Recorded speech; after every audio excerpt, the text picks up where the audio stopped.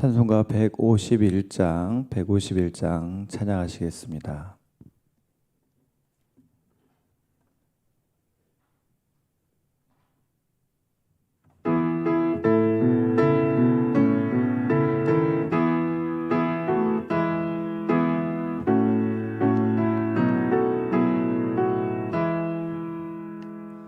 만왕의 왕 내 주께서 왜 고초당했나. 이 벌레 같은 날 위에 그 보혈을 렸네. 십자가 내가 처음 볼 때에 나의 맘에 큰 고통 사라져. 오늘 믿고서 내 눈 밝았네. 참 내 기쁨 영원하도다. 주 십자가 못 박힘은 속죄함 아닌가. 그 긍휼함과 큰 은혜 말할 수 없도다. 십자가 내가 처음 볼 때에 나의 맘에 큰 고통 사라져. 오늘 믿고서 내 눈 밝았네. 참 내 기쁨 영원하도다.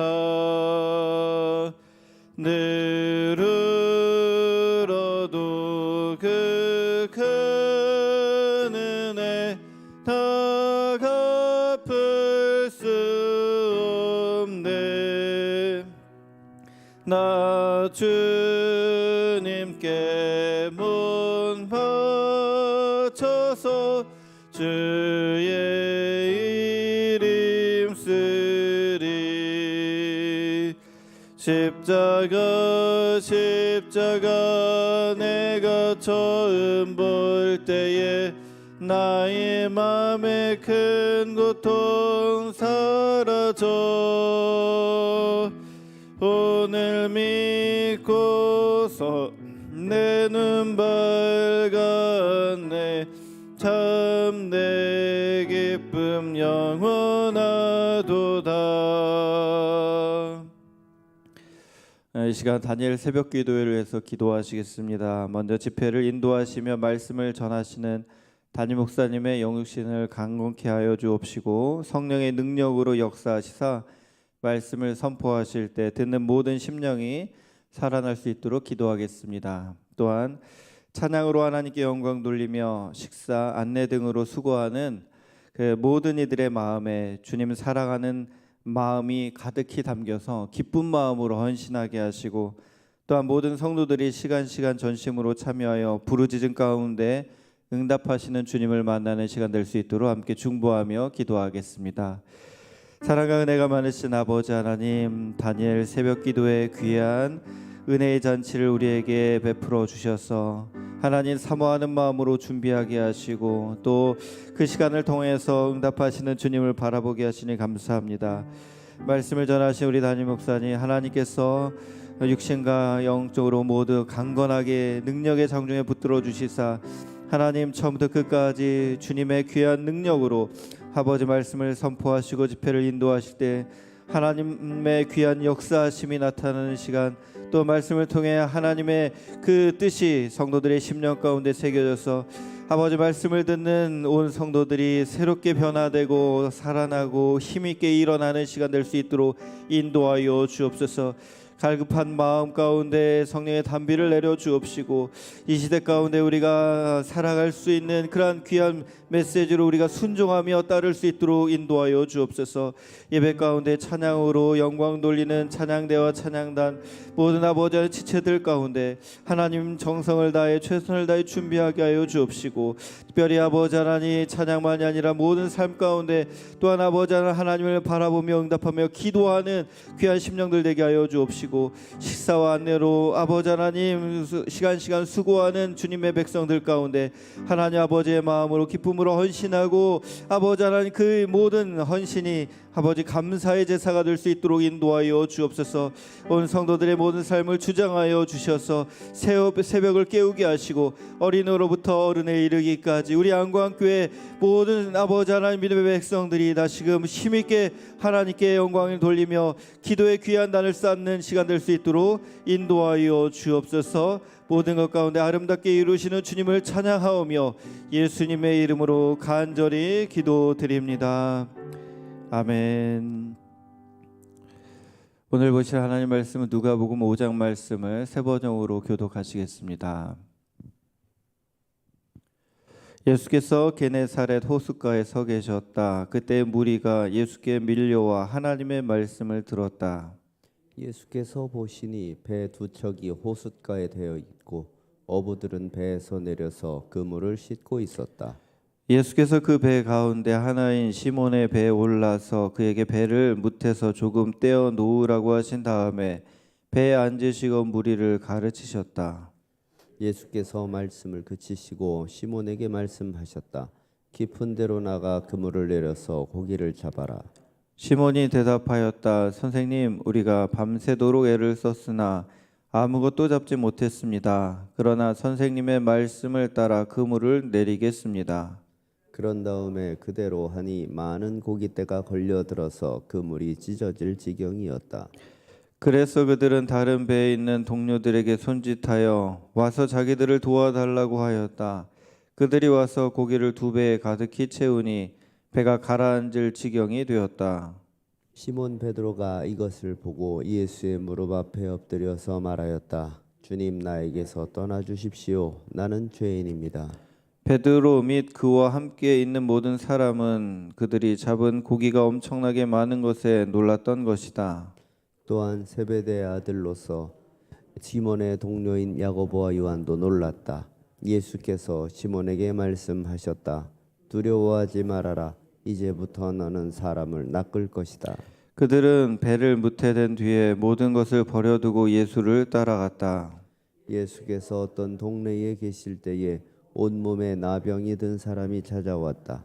그는 예수를 보고서 얼굴을 땅에 대고 엎드려 간청하였다. 주님, 하고자 하시면 나를 깨끗하게 해주실 수 있습니다.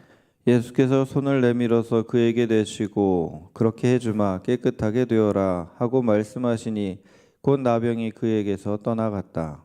예수께서 그 사람에게 아무에게도 말하지 말라고 명하시고 이렇게 말씀하셨다.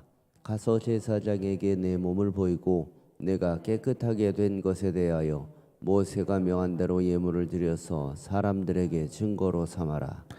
그러나 예수의 소문이 더욱더 퍼지니 큰 무리가 그의 말씀도 듣고 또 자기들의 병도 고치고자 하여 모여들었다.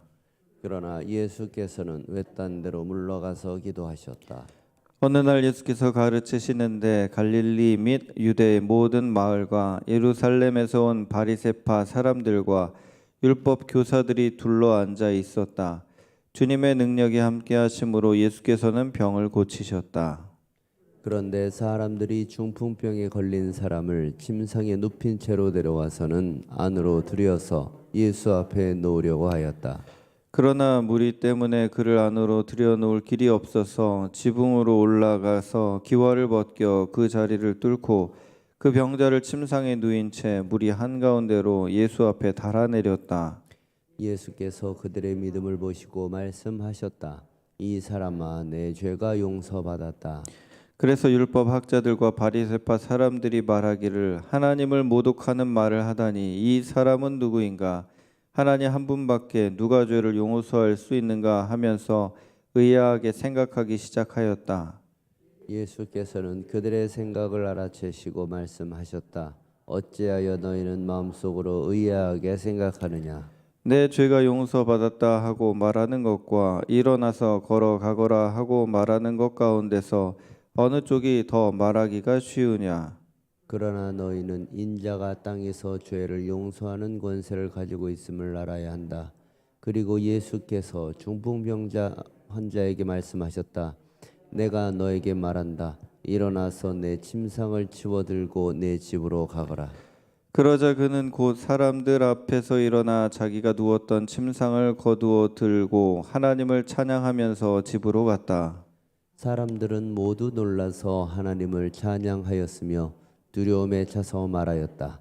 우리는 오늘 신기한 일을 보았다. 그 뒤에 예수께서 나가셔서 레위라는 세리가 세관에 앉아 있는 것을 보시고 그에게 말씀하셨다. 나를 따라오너라. 레위는 모든 것을 버려두고 일어나서 예수를 따라갔다. 레위가 자기 집에서 예수에게 큰 잔치를 베풀었는데 많은 세리와 그 밖의 사람들이 큰 무리를 이루어서 그들과 한 자리에 앉아서 먹고 있었다. 바리새파 사람들과 그들의 율법 학자들이 예수의 제자들에게 불평하면서 말하였다. 어찌하여 당신들은 세리들과 죄인들과 어울려서 먹고 마시는 거요? 예수께서 그들에게 대답하셨다. 건강한 사람에게는 의사가 필요하지 않으나 병든 사람에게는 필요하다. 나는 의인을 부르러 온 것이 아니라 죄인을 불러서 회개시키러 왔다. 사람들이 예수께 말하였다. 요한의 제자들은 자주 금식하며 기도하고 바리새파 사람의 제자들도 그렇게 하는데 당신의 제자들은 먹고 마시는군요. 예수께서 그들에게 말씀하셨다. 너희는 혼인잔치의 손님들을 신랑이 그들과 함께 있는 동안에 금식하게 할 수 있겠느냐? 그러나 신랑을 빼앗길 날이 올 터인데 그날에는 그들이 금식할 것이다. 예수께서는 그들에게 또 비유를 말씀하셨다. 새 옷에서 한 조각을 떼어내서 낡은 옷에다가 대고 깁는 사람은 없다. 그렇게 하면 그 새 옷은 찢어져서 못 쓰게 되고 또 새 옷에서 떼어낸 조각은 낡은 옷에 어울리지도 않을 것이다. 새 포도주를 낡은 가죽 부대에다가 넣는 사람은 없다. 그렇게 하면 새 포도주가 그 가죽 부대를 터뜨릴 것이며 그래서 포도주는 쏟아지고 가죽 부대는 못 쓰게 될 것이다. 새 포도주는 새 부대에 넣어야 한다. 함께 보십니다. 묵은 포도주를 마시고 나서 새 포도주를 원하는 사람은 없다. 묵은 포도주를 마신 사람은 묵은 것이 좋다고 한다. 아멘. 이 아침에 기도로 시작하는 여러분들에게 하나님께서 오늘도 부어주시는 생기로 말미암아 활기 있고 또 기쁨과 감사가 넘치는 복된 삶이 되시기를 축복합니다. 기적은 우리에게 놀라움을 안겨줍니다. 기적은 또한 사람들의 마음에 있는 것이 무엇인지를 드러나게 하는 기능이 있습니다. 기적을 보고 예수님께 더 가까이 나아가는 사람들이 있지만 기적을 보고 예수님으로부터 더 멀어지는 사람들도 있습니다. 아예 상반된 반응들이 나타나는 거죠. 베드로는 기적을 통해서 예수님께 더 가까이 나아간 사람입니다. 처음에 베드로는 예수님을 뭐라고 불렀습니까? 선생님이라고 불렀습니다. 5절 말씀 다시 한번 보겠습니다. 시몬이 대답하였다. 선생님, 우리가 밤새도록 애를 썼으나 아무것도 잡지 못했습니다. 그러나 선생님의 말씀을 따라 그물을 내리겠습니다. 여기서 선생님이라는 단어는 랍비라고 호칭한 것도 아니에요. 에피스타테스라고 스승, 교사, 지도자라고 그냥 얘기를 한 거죠. 그냥 뭐 가르치는 사람이라고 이제 표현할 수 있습니다. 그런데 기적을 체험한 다음에 그가 예수님을 말하는 호칭이 달라집니다. 8절에 이렇게 나오죠. 시몬 베드로가 이것을 보고 예수의 무릎 앞에 엎드려서 말하였다. 주님, 나에게서 떠나 주십시오. 나는 죄인입니다. 완전히 표현이 달라진 거죠. 주님, 큐리오스. 예수님에 대해서 선생님으로 불렀었는데 주님으로 호칭 자체가 바뀌고 자신을 죄인으로 고백합니다. 그리고 그 앞에서 엎드리죠. 묘하게도 이 베드로를 가리키던 이 호칭이요. 이 기적을 체험하기 전에는 3절, 4절, 5절 다 시몬으로 나옵니다. 그런데 기적을 체험한 다음에는 베드로란 표현으로 바뀌고 있는 것을 보게 됩니다. 이것이 바로 예수님을 만난 사람, 예수님의 능력을 경험한 사람의 진정한 모습이죠. 아, 예수님이 나의 주님이시군요. 저는 죄인입니다. 이런 하나님 앞에 엎드림이 이것이 하나님이 행하신 일 앞에서 나타내는 보이는 바른 모습입니다. 그런데 모든 사람이 다 그랬던 것은 아닙니다. 그 바리새파 사람들이라든지 율법 학자들은 예수님의 기적을 참 많이도 보았습니다. 쫓아다니면서 기적을 봤으니까요.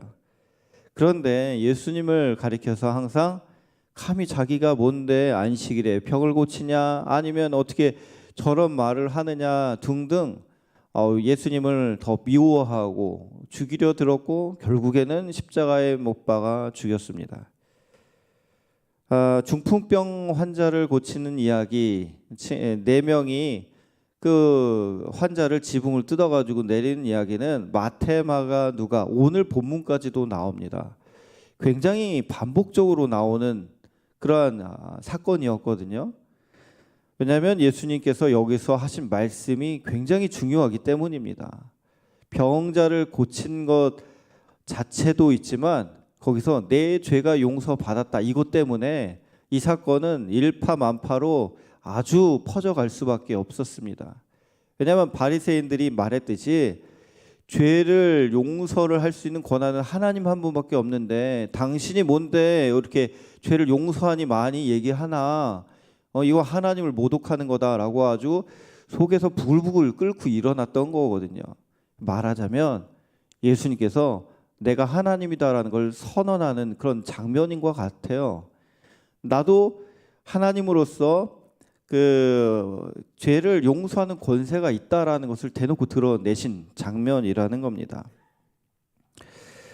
베드로는 예수님을 주는 그리스도시요 살아계신 하나님의 아들입니다라고까지 이제 고백하는 믿음으로 나아가지 않았습니까?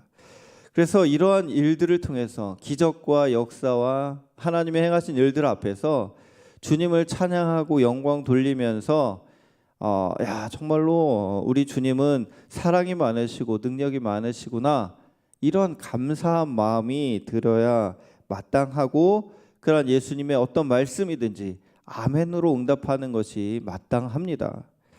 근데 저들은 예수님을 그리스도라고 믿지 않기 때문에 예수님을 메시아라고 믿지 않기 때문에 모든 것들이 다 싫은 거죠. 그 지난주에 그 수요일 날 박한희 목사님이 설교 때 누군가가 이렇게 싫으면 그 사람이 뭐 때문에 싫은 게 아니라 그냥 그 사람이 싫기 때문에 모든 게 다 싫게 느껴진다라는 말씀을 하셨듯이 그냥 이 바리새파 사람들이나 율법 학자들은 그냥 예수님이 싫은 거예요. 그냥 하는 것들이 다 자기들 기준에서 벗어나니까 그냥 그 본질을 보지 못하고 그 메시지의 참 뜻을 이해하려고 들지 않고 예수님 자체가 밉기 시작한 거예요. 저 사람 저대로 두면 안 되겠다 막 이런 아주 그냥 그런 마음으로 뭐든지 다 그냥 싫어서 어떻게든 꼬투리를 잡으려고 하나님께 영광 돌리려고 쫓아다니는 게 아니라 어떻게 잡아 죽일까 그 근거를 찾기 위해서 예수님을 따라다녔던 것입니다. 예수님을 이렇게 대하는 태도가 상반되게 이게 나오는데요. 베드로는 예수님 앞에 죄인이라고 고백하지만 예수님은 너는 나를 따라오너라. 그리고 이제는 사람을 낚는 어부가 되게 하겠다라는 그 말씀 앞에서 모든 것을 버려두고 예수님을 따릅니다. 근데 오늘은 이제 베드로와 이제 그 요한과 그 야고보가 나오지 않습니까? 근데 또 다른 제자 레위가 나옵니다. 그러니까 레위는 이제 마태라고도 이제 성경에 나오는데요. 세관입니다. 이 세관은 그냥 어떤 종류가 여럿이 있는데 레위가 맡은 일은 통행세를 담당하는 세리였던 걸로 보입니다. 그러니까 그러니까 우리나라도 뭐 고속도로를 이용하거나 뭐 하게 되면은 그 고속도로 통행료를 내잖아요. 이런 것들은 뭐 예나 지금이나 있었는데 도로를 이렇게 지나고 이용을 할 때는 지나다니는 통행료를 내게 되어 있습니다. 근데 로마에서 그것을 다 주관을 하는데 그 지역 주민에게 그것을 임무를 맡기면서 이 정도 너는 세금을 걷어라라고 얘기를 하죠. 그럼 나머지는요. 나머지는 세리 마음인 거예요. 그래서 한 100원을 내야 되는데 한 200원을 걷고 나머지는 자기가 이제 차지하는, 그러니까 그 유대인들 입장에서는 그게 동족인데 해도 너무하다라고 하면서 세리를 너무나도 싫어할 수밖에 없었습니다. 아주 그냥 사람 취급도 안 했죠. 근데 예수님이 누구를 부르십니까? 세리인 레위를 부르십니다. 근데 레위가 모든 것을 버려두고 예수님을 쫓으면서 잔치를 벌여요. 친구들을 다 불러 모읍니다. 그럼 예수님을 초대하면서 식사 대접을 하죠. 나는 이제 떠나는데 너네들 잘 있어라. 나는 예수님 따라간다. 라고 하면서 이제 떠나는 마당에 그 잔치를 벌여서 아주 즐거운 시간을 갖는데, 역시 바리새파 사람들과 율법 학자들은 아니 어떻게 죄인들과 세리들과 같이 식사를 합니까? 라고 또 항의를 하면서 불편한 마음을 드러냅니다. 한 가지 사건을 가지고 바라보는 사람들이 이렇게 다를 수가 있구나. 여러분, 우리에게 일어나는 일들이 참 다양하게 많이 있지 않습니까? 기적이 아니더라도 고난을 대하는 태도, 또 감사한 일이 일어나는 일들 앞에서 어떤 사람들은 그것을 가지고 감사를 발견해요. 하나님의 임재를 발견합니다. 하나님의 사랑을 느낍니다. 또 어떤 사람들은요, 동일한 사건을 가지고 하나님을 원망합니다. 그리고 누군가를 탓하기도 하고 막 불평하고 원망을 합니다. 자, 우리의 삶의 모습이 어떠한지를 봐야 돼요. 어떤 사람들은 예수님을 쫓아요. 기적을 경험하고, 어떤 사람들은 예수님을 점점 더 미워하고 멀어집니다. 여러분은 지금 하나님이 여러분들 가운데 함께 하시면서 일으키신 일 앞에서 하나님께 점점 더 가까이 나아가고 계십니까? 아니면 하나님으로부터 점점 멀어지고 계십니까?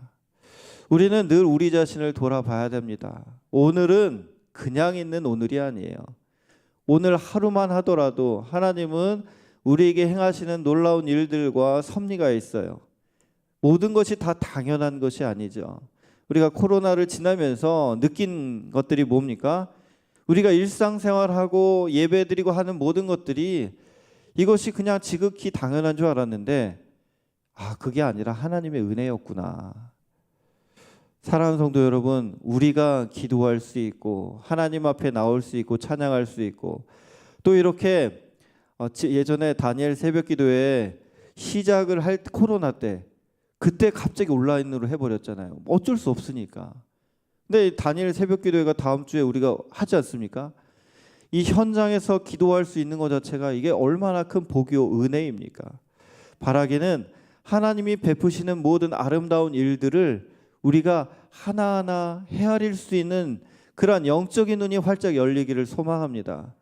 내게 말씀하시고 또 내게 보여주시고 내게 깨닫게 하신 일들을 하나도 놓치지 않고 경험하시면서 내 입술에서 하나님을 찬양하고 하나님을 감사하고 더욱 예수님을 따르는 제자의 삶을 살아가시기를 주님의 이름으로 축원합니다.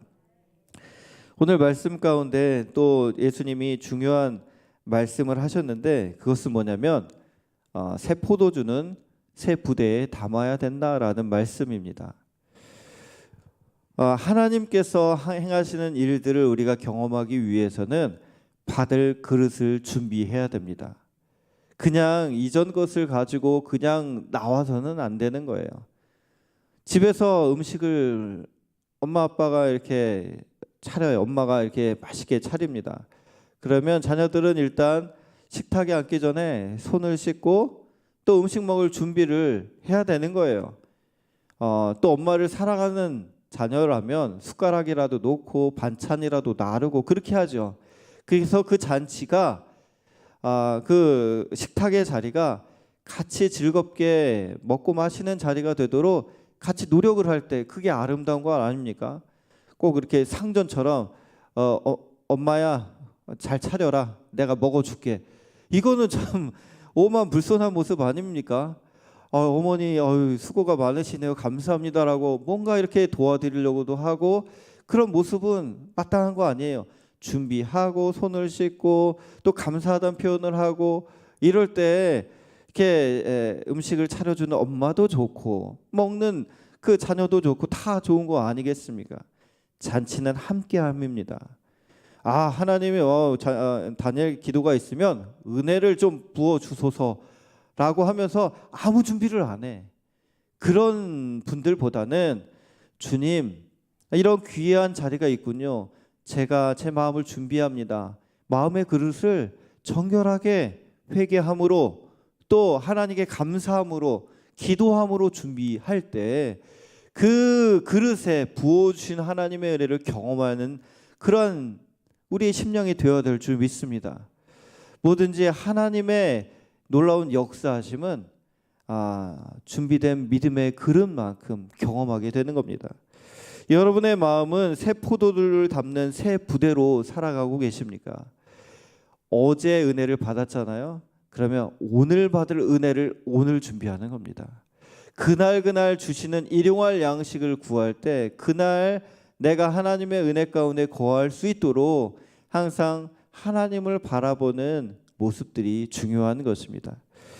우리가 모든 것 가운데 예배도 그래요. 주일 예배도 그래서 와서 준비하는 게 아니라 늘 일주일을 살아가면서 예배자의 삶을 살면서 그 예배를 사모하면서 예배를 기다리고 그 예배를 위해서 기도하고 또 그 주실 말씀에 대해서 하나님의 그 말씀을 내가 온전히 따르겠습니다. 무슨 말씀을 하시든지 종이 듣겠습니다. 라는 마음으로 그 예배의 모든 것 가운데 전심으로 영과 진리로 참여할 때 하나님이 행하시는 그 놀라운 임재를 더 깊이 경험하게 되는 겁니다. 사랑하는 성도 여러분, 오늘 말씀 여러 가지 이제 말씀이 있는데 제자의 삶이 무엇인가를 우리에게 계속 말씀하고 계신 것 같습니다. 너는 제자 아니냐? 너는 모든 것을 버리고 따랐다라는 그런 표현이 반복적으로 나오거든요. 베드로도 그랬고 레위도 그랬습니다. 근데 특별히 레위 같은 경우는요. 버리고 떠나면 뒤가 없어요. 그 자리에 다시 내가 이 레위를 해야 되겠어. 예수님 따라다니다 보니까 힘들어서 안 되겠어. 이제는 다시 옛날로 돌아가야지. 이럴 수 있는 게 아니에요. 베드로는요. 그물과 배 자기 거니까 버려둬도 나중에 어땠어요? 다시 돌아갔어요. 그래가지고 다시 이 어부일을 하다가 예수님 만나고 다시 이제 제자의 길을 걷지 않습니까?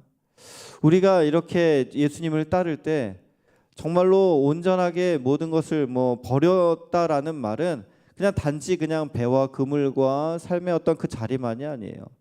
나의 예전 가치관, 옛 가죽 부대, 옛 나의 마음 이런 것들까지도 다 버리고 주님이 주시는 마음을 품고 따른다라는 말이거든요.